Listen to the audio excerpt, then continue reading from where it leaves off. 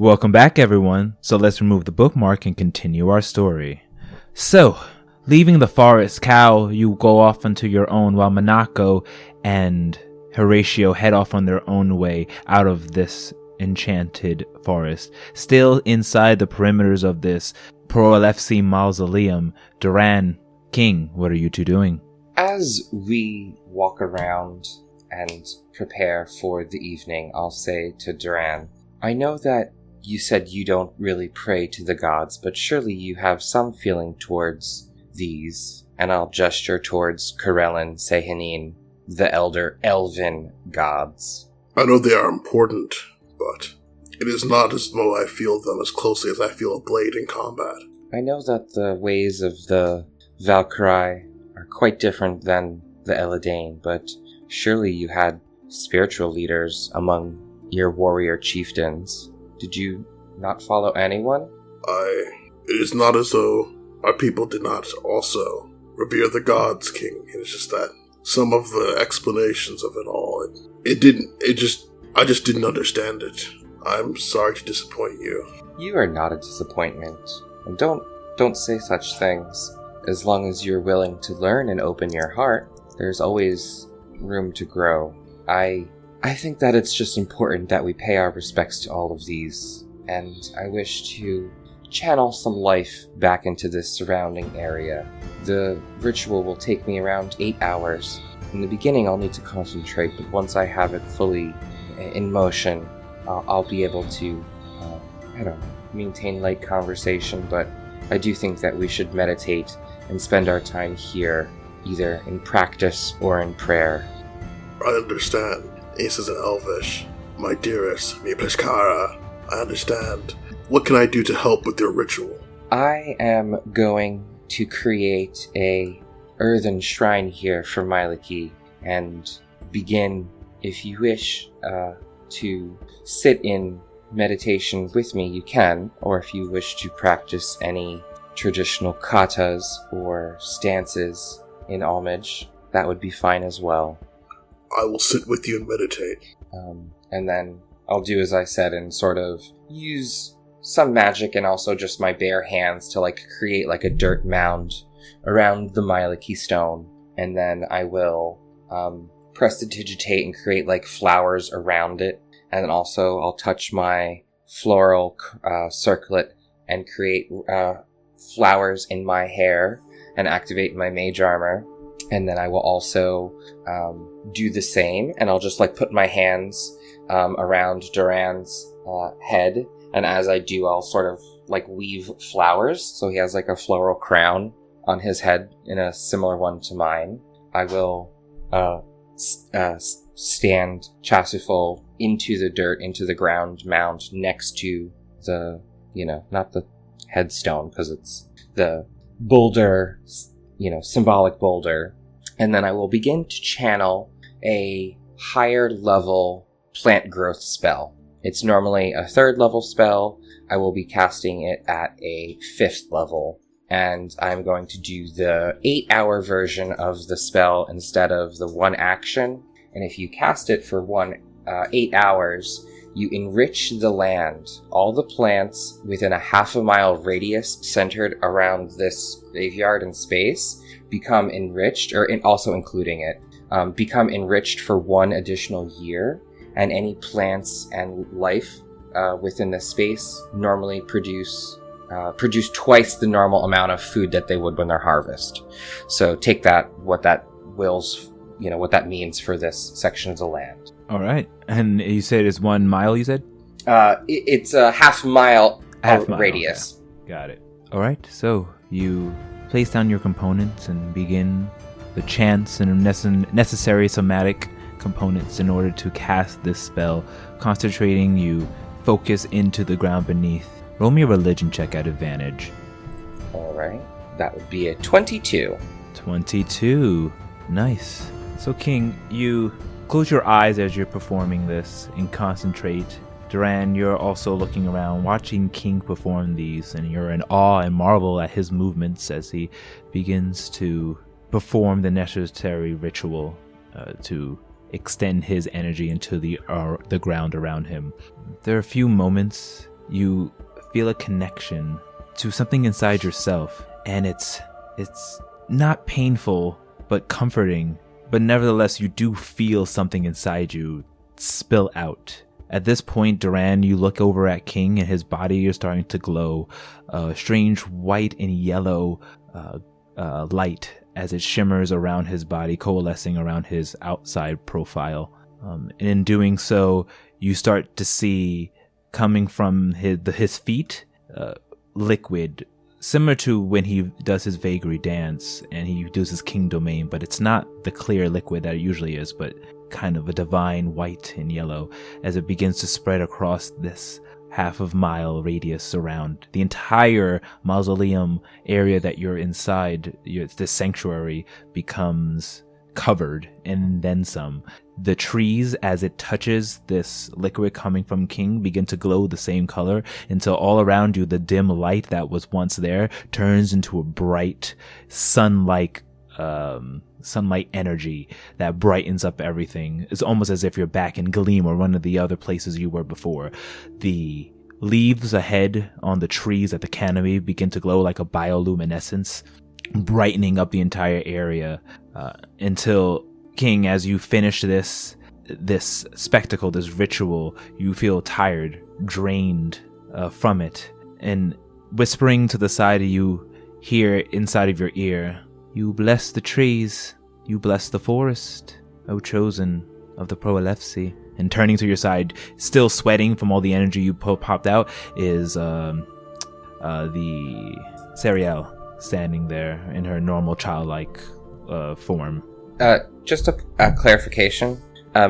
Did I do it quicker, or am I still in the process of doing it? It's happening, but you yourself are finished with the ritual. Like I finished activating it. Yeah, and now it's just slowly starting to push out between this half. Like, it's the actual energy has completely encompassed the half-mile radius, but the earth and ground is still glowing, slowly but surely growing vines and other plants, becoming a beautiful meadow, though it's happening over the course of 8 hours. Okay, so I'm still like focusing and channeling on it. Okay, got it. And can just he see Sariel, or can we both see? You both see Sariel there. You must be Sariel, the leader of the druids of these lands.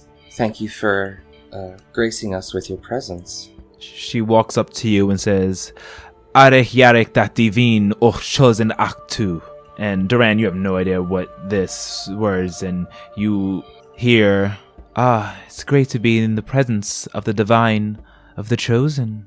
I will assume I can respond in kind and say, yes, I walk this land as she intends me to, and this shrine was in desperate need of care. To change one thing, you'd hear it as if she's speaking a language you understand. Duran, you hear it in this, and then King responds in kind as well. King, you have no idea you've entered into another language. You continue talking, and she goes, "Verk uktu divin dasu samat," and you hear, she says, I thought I saw something special upon you, divine one. Come, walk with me around these hallowed grounds, as your magic performs as your magic permeates the ground. We have much to discuss. And she picks up her arm, waiting for you to hook around it. I will turn to Duran and say, I shall return shortly. Please wait here for me. You'll be fine. You're strong. What language is that in? He says it in Common or Elvish, whichever language he would normally speak to you. Yeah, Common. Duran nods his head. I understand. I will be here for you. And I will hook her arm and follow her lead. Okay. And you walk off. And Duran, you can clearly see them. I mean, you already have night vision, but it's brightly lit here, and all of the mist and shade has dissipated in just a clear area. And there's no one around you, although half a mile is pretty large. And you saw people walking about, but ever since you came here, it's just been all of you. But nevertheless, you begin walking with her. So, one carrying the seeds of the Prolepsi, tell me, how long has she slumbered within? Well, I believe I understand now when she entered my body, and it was when I was just a small child of the 7, maybe 8 years, so she has been within for more than a decade. The timing makes sense. You're not here by chance, I'm sure, and I thank you for blessing my forest with the power of the gods. It is my pleasure. I think that it is honorable that druids tend the land and care for such a wonderful place inside this vast city. Once you get far enough away from Duran, to the point where Duran, looking off, even with your keen vision, they're quite a ways away, she turns over to you and says, "Well, you first caught my attention when you entered here as a half-elf and an elf. We haven't seen any of that. We haven't seen any in quite some time. The rest of them are down below in the Willow Wood." The Willow Wood? Why, yes, 2 plains down from here, you will find the Willow Wood, the sanctuary of the elves. After the calamity, they were chosen by Corellin to be brought away, not lost and torn asunder as the others, though, unfortunately, the power of chaos is strong, and many have drifted away. They've await the return of their people, of our people, and as she turns to you, she takes her hand over her head, pulls it back, and her entire vision go from this human little girl to what you see as a young, well, her ears become pointier, her eyes become finer, her skin becomes more shiny and shimmering and fine. As her features become cat-like, she reveals herself to look as an Eladrin. I'll say, I have only heard of your kind and stories and tales from my family. It is an honor to meet you. She said, "The honor is all ours," she says, bowing towards you, though not leaving her head from your sight. I hold a heavy burden on my shoulders, and Myliki and the others have blessed me, that is true, and I sort of sigh a little, but I am said to be he who is the king to be crowned, and I believe that if there are wayward people below, that my next challenge will be to unite the kin who are lost to the chaos. She turns to you and says, "We have been charged here for thousands of years, awaiting the return of one who to lead our people, one chosen by the goddesses of the forests, the trees, and the god of the elves themselves, Corellin, one who would assume the form of our patrons, a king to be crowned. And here you are. For generations we have slumbered here in the guise of humanity, for they shan't know our true form, for they are not worthy." I understand. It is probably a secret best kept. They are curious, and I have many humans that I am friends with, and am half one myself, yet they are drawn to curiouser and curiouser things. Well, the humans here are not to be trusted.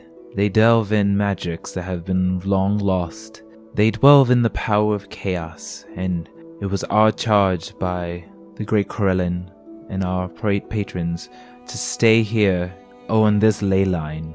And as she says, you look down, and kind of etched, almost like a stencil drawing, or a shading of something that was once drawn. You see your magic that you're casting start to follow along a strange line, showing ancient symbols in a language you don't understand. But then looking at it, they slowly start to change into a language until you finally are able to translate it, and you see that these are magical ley lines that extend throughout the forest. We've heard that the ley lines and the magic was the reason that the city was built here. Are the true ley lines and the deep ones here within the forest, or do they truly reside in the Royals district in the center? The ley lines follow a specific pattern, heightened at each section within the arcane capital. The ley line for divinity lies here, deep within our forest of the sea lights. We rule them together, waiting the day that the king to be crowned shall reunite the elven race and all the Sylvans down in the Willow Woods, to then take upon and defeat the darkness once and for all, restoring balance to the world with his allies. Or so the prophecy that Corellin has told us has been said. I understand now. So then there is no coincidence of me needing to come here and bless this land. No, you were guided. I needed to return to call this place home and a place to gather. I have family on the surface and higher above that are lost in the barren lands, longing for a home. Now I know that there are more here who have a similar ache. I hope you trust me, and I plan to let you, nor my friends, nor my family down. As she's saying this conversation, you look around you and you start to see creatures starting to come up close and not get too close where they're threatening, but what looks to be small pixie-like creatures and fairies and other weird sylvan woodland creatures as they walk about, and they seem to be kind of walking along the path that you've been trotting as they're getting close. Well, then this should be a glorious day indeed. The Broken Lands, as you call it, the surface world, was the original world. Before it was torn asunder by the Trias and their battle for supremacy. Not all of them are bad. I do like that one called Gaia. But they have unleashed the power of chaos upon us in tenfold in their selfish actions. And I fear it's up to you and those you hold dear to keep them at bay. Without you all, I'm sure we will... I fear that we will truly be lost. I think that my companions and I are all intertwined in this. Nyx even blesses me. It seems as if I have friends and gods in many places, old and new, above and below, and deeper for sure. We will fight this chaos, contain it and win, and find a home for everyone. I do hope so, for the prophecy does not foretell the outcome. All we know is up to you and your allies, those who worship the Prolefsi, their champion, will rise up and once again bring balance. Of course, the Aegis weren't wrong. The old gods forgot the mortals, forgot them and their plight, and it was what rose them to step through the doors of Eustacia. We ourselves have seen them as they walk through, for we are very old. That must have been quite a treasure to see, the humanity and the people they once were. And even though I find myself more and more divine, I do not wish to judge the actions of the old or the new until I uncover its secrets a little more thoroughly. I do believe that every god has a reason for its actions, save the most chaotic and evil, but something is amiss. Right? Trust your instincts, king to be crowned. The goddess within you speaks. With it you have her divine knowledge and her powers.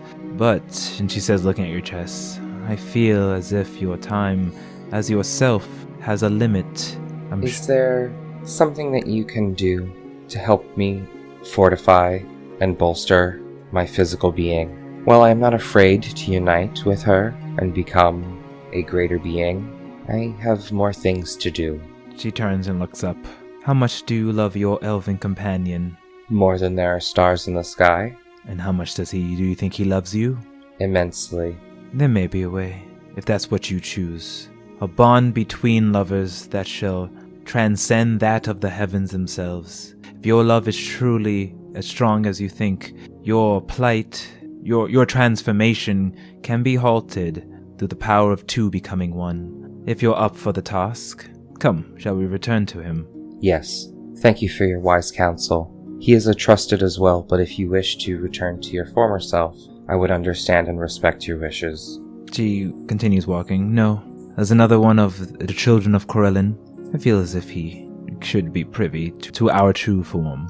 And she begins walking off with you, pulling you as the sylvan creatures scurry away, going back into the woods. The area is still highly illuminated by your magic. It's slowly permeating into the ground. And as you go, you see it's definitely picking up. There are trees and other plant life starting to grow. New ones beginning to grow into its place, extending the ever-growing forest until eventually, Duran, you see off the distance, king arm locked with a shorter elven woman. Very beautiful and fine features, like exactly what you think like a high elf would look.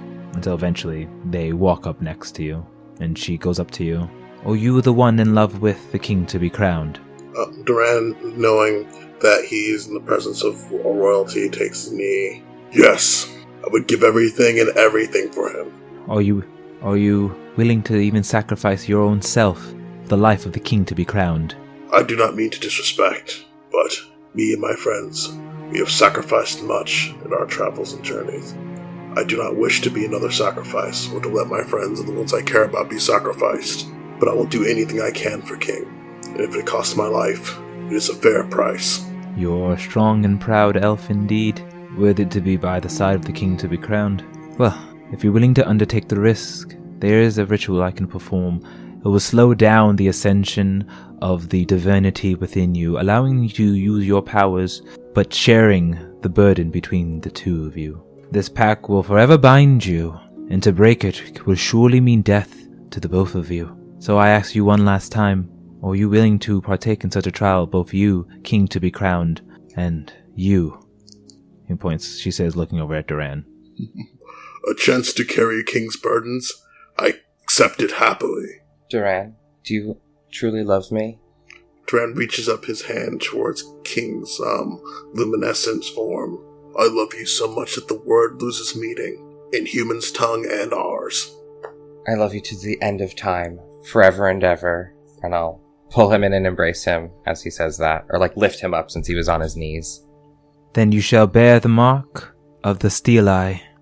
Come, O mighty elf, receive your mark and be connected to your lover, protecting the king to be crowned till your last breath, but even so in the afterlife. And she beckons you to walk towards her. I turn and stand so that way I'm side by side with our hands interlocked and our fingers interwoven, and we begin to walk towards her. Kneel and receive the mark of the stellae, she says. Duran takes a knee. Okay, so going to taking a knee, you are now below her. She was much shorter than you. Actually, no, you meet her head to head, and she walks on up towards you. As the ruler of the forest in the dust, charged here by Corellin himself to guard it, awaiting the king to be crowned to then vanquish the chaos that permeates our realms. I then charge thy divine power and place the stelae upon thy lover, connecting you through this bond, where the king shall be crowned, feels the pain. It shall then be brought upon, shared the life force with the one he calls love. She then lifts her finger, places it onto your forehead, and begins moving her fingers around in a strange wavy formation. King, you look on over and see a golden light burn onto Duran's head, and Duran is extremely painful as you feel it carve in there. And King, as each wipe of her finger down his head is performed, you feel the seal inside your chest slowly start to seal up, not completely, but almost get covered, scab-like, protecting it from any further leakage. Duran, I need you to roll for me a Constitution saving throw. Awesome. And as he does this, tears kind of roll down his face as he imagines this is the pain King was facing on his own. Ooh, Duran rolls a 13, but I'd like to invoke my Rabu bonus right now. Okay. That's 1d8. And I rolled a 7, bringing it to a 20. Dirty 20. Nice. So you start to feel the burning sensation, and the burning not only burns your forehead, but goes through your entire soul. Every elven cell inside of your blood begins to bubble up, and you start to feel it start to course through your veins. It is extremely painful. As you hold on and feel yourself losing consciousness from the pain, you think forth to all the divinity you've seen before to muster some strength, praying to anyone, the one person, to Makar, and the Orabu comes into your body. The energy, the blessing shields your body and stops it from burning up, and you feel cool and calm. And then finally she completes the circle of this weird sylvan-like symbol that's been emblazoned into your forehead, almost like a tattoo, and she says, "You have survived. It seems that many of the gods look out for you, indeed." And then slowly the symbol on your forehead disappears, but you don't feel what King feels per se or what he thinks, but you feel a connection, like the pain that he goes through, the worry and hurt that he feels thrusted upon you on top of your own emotions. And King, the pain that you feel seems to be halved.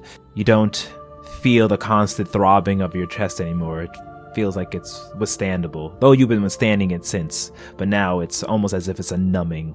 It has been completed. You have received the mark of the Stellae. Without even looking at her, just basically ignoring her in this moment, I just look towards Duran, and I fall to my knees and hug him and say, "This is not a burden I expected to share with anyone, and I cannot thank you enough for doing this for me, but a life chosen to live together is a life I wish to lead." And tears start to fall down his face. Says, "I love you, and I can't imagine saying it, or I can't say it enough, how much you mean to me, and to give your life force like this, I just shove my face into your chest." Duran wraps his arms around King and whispers to him, "You are not alone, and you will not bear this alone. Every second I spend with you is thanks enough for me, and I will cherish each moment and fight for each next one. I love you." The girl turns around, the elven girl turns around and looks at you and says, "You're welcome to stay here and concentrate on your divine blessing of this forest. My people will protect you from any onlookers, though no one would ever come here. The Prolapsi have all been forgotten." Can you please charge some of the acolytes, or maybe the younger druids, to maintain these ruins and this sanctuary? I find it quite important that the old gods do get their fair tending to. Of course. A command from the king to be crowned, from Myliki herself, it will be our honor to pertain to. All of the people you see who run our shops here are elves as well, and will, through my eyes, have seen what has transpired here, and will hail you as friend, if ever so you need it. I appreciate that. Thank you very much, and do not do anything that would cause you harm, or give up your secrets, but I would like it, and it would please me if this was maintained. And I'll offer a deep bow. She bows back to him, "So it has been requested, so it shall be fulfilled. Be very well, King to be crowned. May you both, forever in this life and the next, be intertwined, and may you bring down chaos once and for all." And as she's about to walk away, she goes, "Oh, be wary of the Corporus Arcana. They know not what they delve into, and the power of chaos swirls around their perimeter. Be wary, and be..." Thank you, Sariel. And she goes away, leaving. You see that she leaves a shadow of her shadow's bigger than what she is, and you see it looks grander, longer flowing hair, and obviously you can't see the features as a shadow, but there's definitely more to her than meets the eye as she fades off into the tree line, going past your half-mile perimeter. After she fades away, I'm just gonna stare in Duran's eyes for a minute or two, and then just jump up and kiss him. Yeah, Duran locks lips with him and falls to the ground holding him, cherishing King through the trial they just endured together. Yeah, I want to relish this moment and just feel connected and feel like we're one. And then after some time, I'll fill him in with the details of what transpired as we stay through the night. All right. And as you sit there and talk about what transpired, we shift scenes over to Minako and Horatio. So the two of you have since left the forest and are making, this section of the forest, you're still within it, passing by many different shots as other druids, human druids, greet you in that whole plural sense. But you can continue to leave the forest or do some shopping here or go on to wherever you like. So where are you two heading? Yeah, so as once we get out of earshot of everyone else, we're kind of walking through the forest towards I imagine what is the tram stop to go back to the Light District. She kind of reaches a hand down to touch Horatio's, and mind chats him. "Well, are you gonna help me?"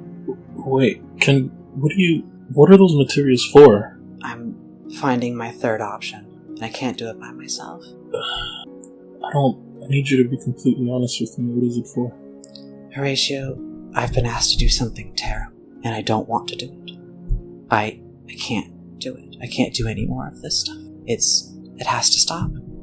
I'm going to put a stop to it. Alright, I'm happy to hear that you're willing to not blindly obey, but I'm sorry, I was in the library earlier and I didn't take advantage of that moment to study on means to help you with, but just give me a day and let me maybe figure something else out. I can't just sit on promises. We need to make some effort tonight. Let's go to the Corporus. I have means to get there. Alright. Well, let's do it. Alright. And we would, heading towards the Light District, we'd go and double check something. We'd go and head towards the Corporus so that we get passage up to the floating temple. Oh, the floating library. Well, it's not library. This is headquarters.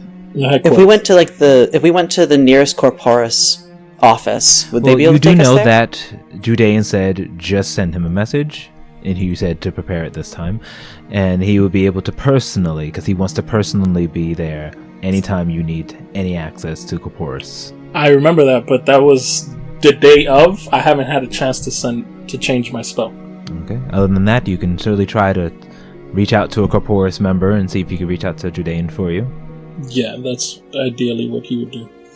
And we wouldn't have to wait to get to the Light District, right? We can just go to any Corporus. Yeah, you can go to any Corporus. You can surmise that they all have access to headquarters. Yeah, so I would before getting on the tram, I would say, maybe we can just go to one of the Corporus stations here and see if they can get us there. Oh, yeah. Let's do that. And he walks over towards the Corporus location. Okay. So you all walk on over. Manako, you know the way, you've been there before, so you lead him to that same Corporus Arcana registration station that you had entered earlier. In doing so, you enter the door, and in the familiar office-like interior is there. Once again, it's at this point, it's a little late because you've been inside the forest for quite some time, but not too late, and it's not as busy as it was before. The same gentleman who helped you over, the same short, bald-headed with hair going down the sides and back gentleman comes by and says, you're back. How can I help you and you, sir? Hi, I need you to send word to Judeus Sunfell and let him know that Horatio would need passage to the headquarters. You want me to reach out to the Archmage himself? Horatio, are you a member of the Corporus? Please show me your identification. Horatio Dularian. Horatio Dularian. I'm not sure if that name persists. Can we please scan your and he lifts up his shoulder. I'm sorry, he lifts up his wrist sleeve and shows his Corporus symbol, and present yours as well for identification. Horatio turns around and do I have to take my entire shirt off, or can you do it through? Oh, I'm sorry, yes, of course. And he goes ahead and takes a moment to cast a spell. Looking over, he scans your back, looking at it. Oh my, what? I'm so sorry, this is so sophisticated, even I can read it, but I can see you are a high-ranking member within the Corporus. Yes, certainly, I am so sorry, Master Dularian, you said, right? Yes, please, call me Horatio Kane. Horatio Kane, and then when you mention the word Kane, he goes, oh, right, Horatio Dularian Kane. Yes, Mr. Horatio, I'll reach out to him, immediately, and he runs back. You see him take a moment, do the somatic and motions for the sending spell before reaching out and saying, the Archmage will be here shortly. Please, take a seat if you wish. It should only be a moment.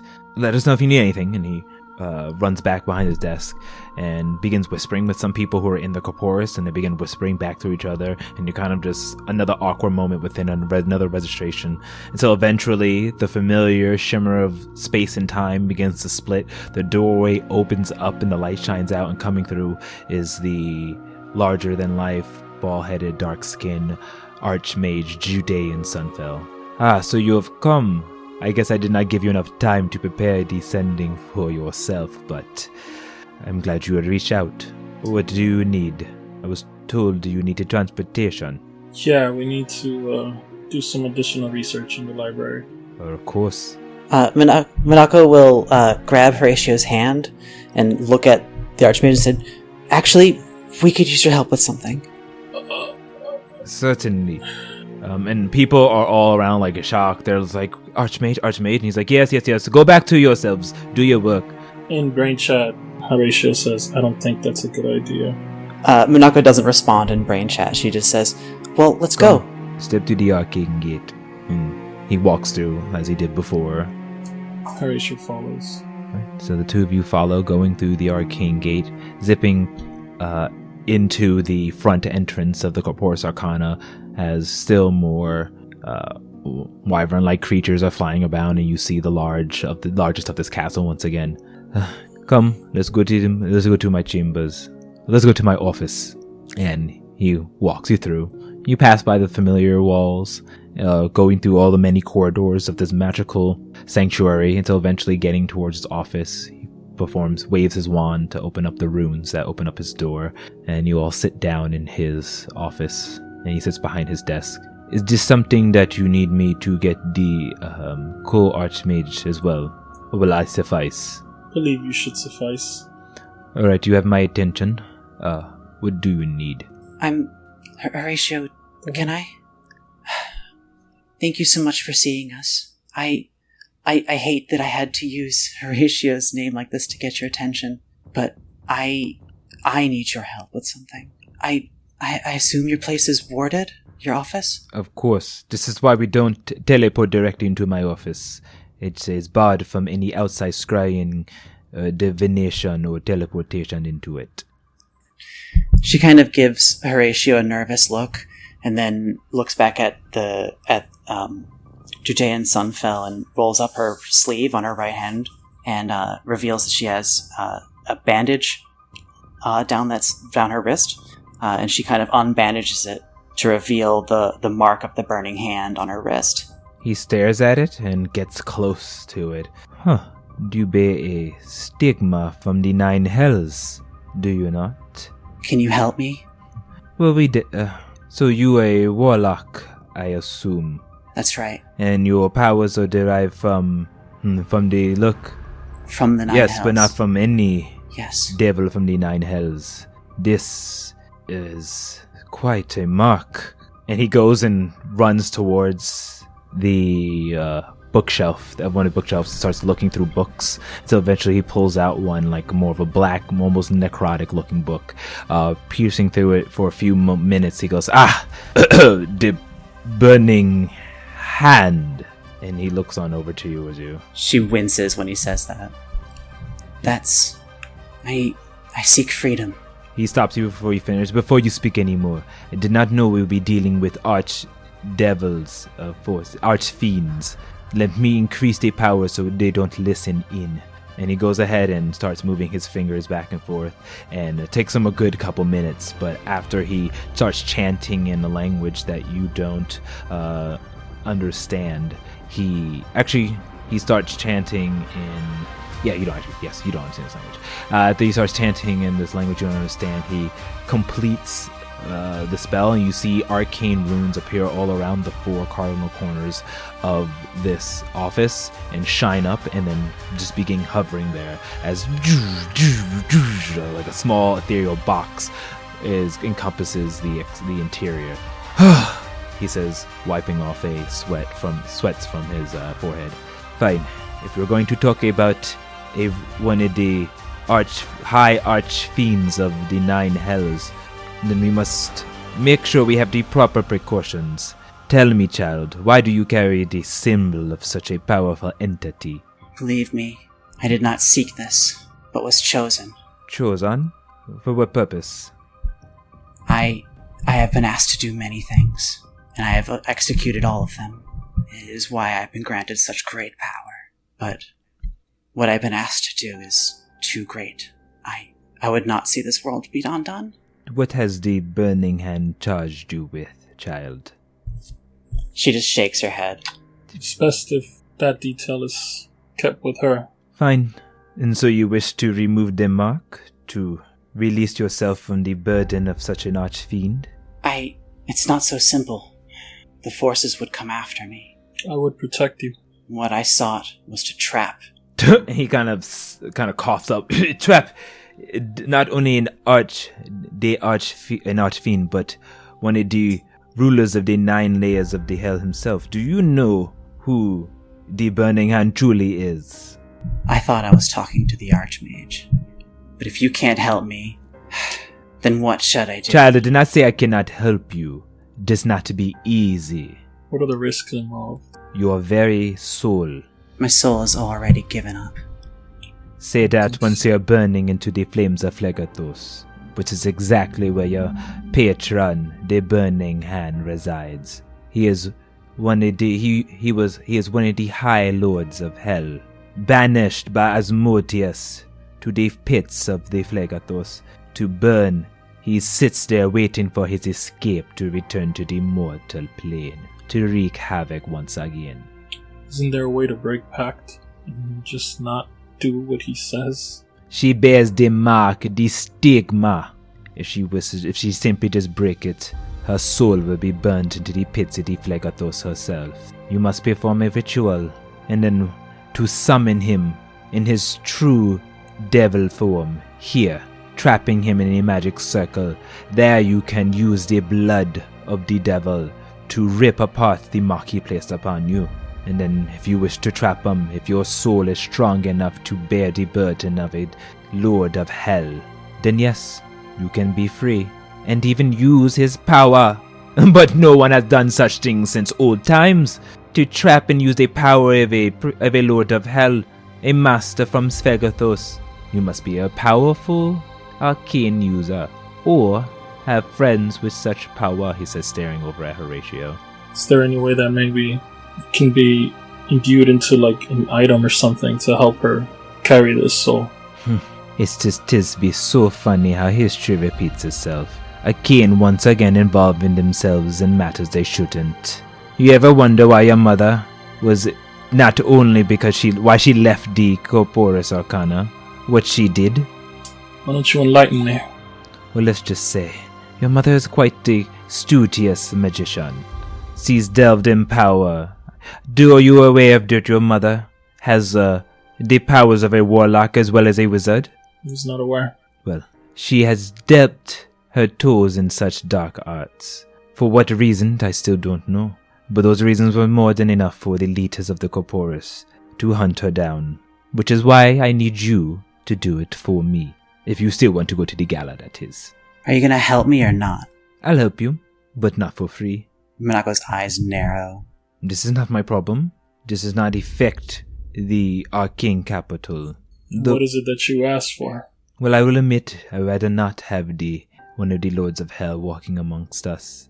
But what I asked for is you, Horatio Dularian Kane. You left me hanging when it came to you joining the Corporas, and I know you probably have no plans to do so. But step back into our fold, right here and now, and I'll give you the means to trap the devil himself. Horatio chuckles and says, "It's funny how you believe that you know what I want to do. There are still many things that I need to do outside of the Corporis, and I cannot return to them." Then I cannot help you. You can have free reign. Adventure, do what you wish. I'll take you on as my own personal charge. Put you on a mission. Go ahead. But we want your connection to the Corporis. We need the people to see a Dularian has risen up. Under my tutelage, of course. Think of the things I can teach you. Think of the things Elara can teach you. Minako squeezes Horatio's hand. What does that mean for my rank within the Seekers? Well, of course you would forego all Seeker ties. You may go visit them, your friends or Seekers, who cares. But you will forego any badge or access you have to them, and will proclaim the Corporis Arcana as your true guild. Well, see, what you don't understand is that I need the Seekers in order to find my mother. So that's why I cannot join the Corporis. Now, if you guys would allow me to join back and still remain a Seeker member, we can have a discussion. I am a Dularian after all. He turns to you and says, well, you could be. I guess that could work. there are ways to enchant you so they don't know. But you can straggle both lines, just as long as you make sure your allegiances truly lie here with your Corporus. You will be under us, you will retain your title back as a Corporus Arcana member, and then you can just go under the guise as a Seeker member, I will be checking in for daily reports, of course. Well, not daily, but I'll be checking in time to time for some reports. Back, you could be our little insider. And of course, upon the guest that we still plan on giving upon you, we'll put that stipulation that you will be honest and truthful for the questions that are asked about the Seekers Guild. No ifs, ands, or buts. I'm sorry, but you're not going to put a detection of truth on me. Force me to do your bidding. You can either trust that I will be honest with you, and that I will bring my mother. Granted, if you want to add the security of the guest to make sure that I do bring my mother, I am okay with that, but I'm not going to let you control me. You're not being controlled. I just want to make sure that you are telling us the truth. You came to me asking for my help, and this is my price. If not, you can go ahead and search for your own and possibly burn yourselves in the process. No pun intended. He looks at Minako. She looks at him like, please, Horatio. What do you want to do? Those are my tribulations. Fine. Excellent. Well, I'm sure you are familiar with the ceremony. You did not perform it yourself as you were born into the Corporus, but once you come of age, you were supposed to. We'll do that and say that we'll invite, although we haven't been in contact with them for quite some time, we'll try to get through to your teachers and administrators back in your broken lands. Perform the ceremony, which can be done as soon as tomorrow, inducting you into the Corporus fully, activating your sigil on your back, connecting to you to the Corporus, the full Arcanum. Sounds good. Excellent. It's good to have you back, Brother Horatio Dularian Kane. You've made the right choice. In the meantime, I will gather the necessary items and information to see how we can perform these rituals to trap the burning hand. But you have been warned. This is a strong, powerful ritual, and your lives are on the line. So is mine. I'm willing to put my faith into you, Horatio Kane. So come to me tomorrow night, and we'll perform both rituals. Sounds good. Now, is there anything else you'll be needing from me? I'm good. Do you need anything else, Minako? You know, she thanks the Archmage, and then she has this look on her face, like she can't believe what just happened. Okay. And she looks at you. Like, can you get us a gate to the Light District, please? Of course. Give me one moment. Well, of course, let's step out of the room. Before I put down my words, if you walk through before, well, let's say it'll be quite painful. And he goes ahead and takes a moment to set down his wards, and the light goes off. And then he goes off towards his door and opens it up. Follow me, I shall take you back to your home in the Light District. So the two of you follow, leading your way out, getting towards the edge of the perimeter, and he opens up once again his space-bending gate. I will be seeing you soon, Horatio Dularian Kane, and you, Minako. May the Trias forever be with you, in the Aegis guard your backs. And you. Come on, Horatio. And you Horatio. Go ahead.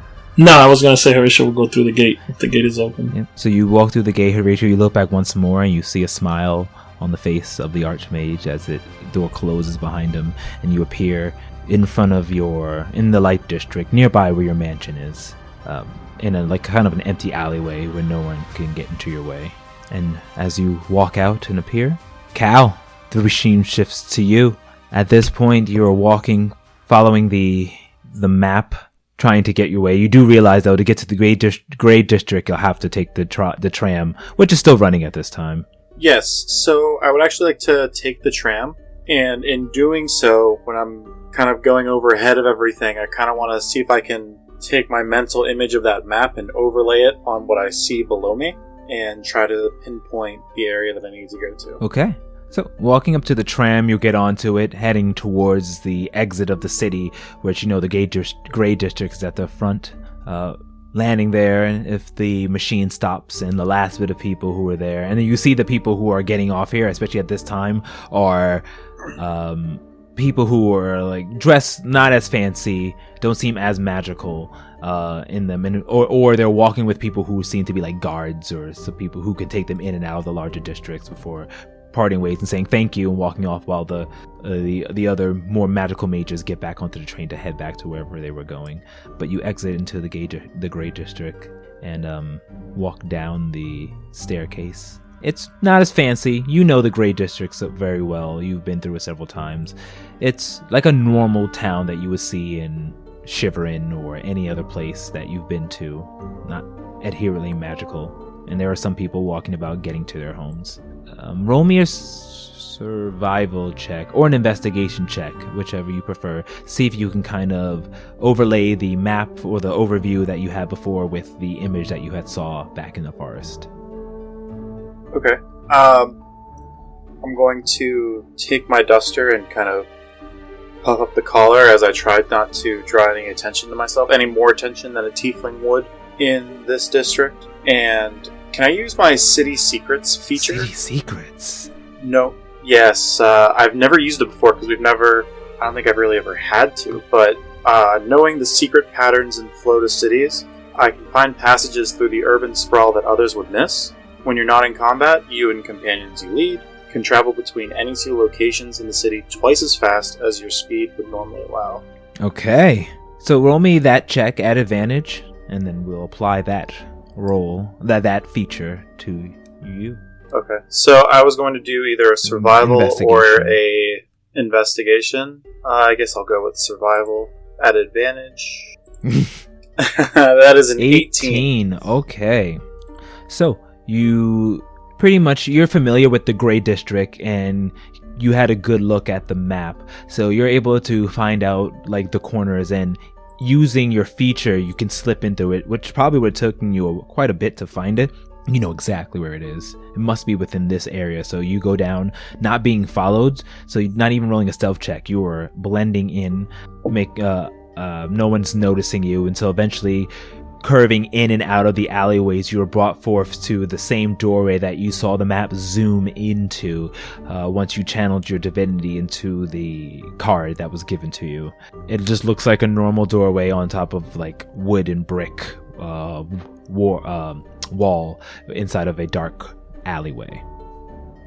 I will get to the door and I'm going to knock with a cadence of 7, then 14, and then 38 and then 22 until someone answers. Okay. So you're knocking in this strange rhythm and nothing's happening at first, but eventually you hear the door unlock and start to turn until it opens up fully. You see, looking down to you, looking a little bit shorter to you, is a human gentleman wearing a red cloak and black and white armor, with the symbol of the scales of Kelmvor on his breastplate. He looks up to you and he has kind of pale skin and red hair and says, are you the one? You're him, the one that Galilia took and protected. Let's discuss this inside. Let's. Lady, gentlemen, what Uluthar said was right, he's here. And he pulls you in, closing the door behind you, locking it back up. Inside, what you see is a well-furnished, large interior room. There's a hearth, as well as several tables and couches. And sitting at each of these tables are similarly armored paladins, fighters, all different types. They have all different types of weaponry around them. The symbol of Helm is placed all around this place, and there's paintings and depictions of him, and it seems almost like a holy temple of this.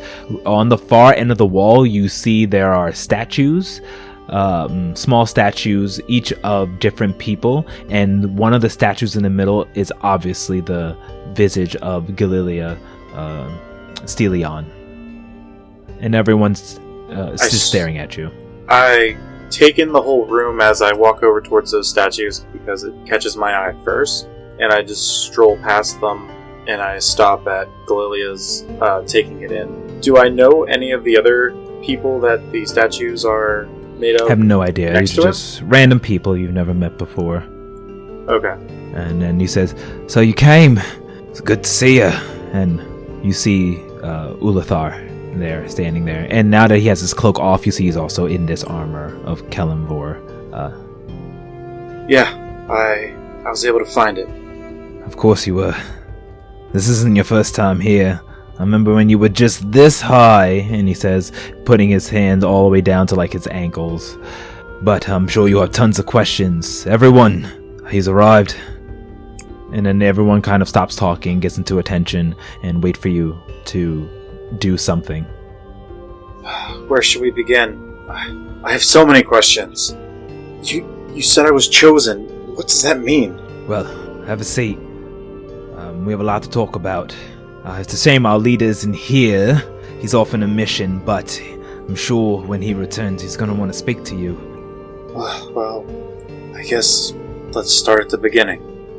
Alright then, let's start. And as he goes to tell the story, sitting down looking at you, we will end tonight's session. Woo! Yeah! My goodness! I had my pen and paper so ready to start writing down all the notes.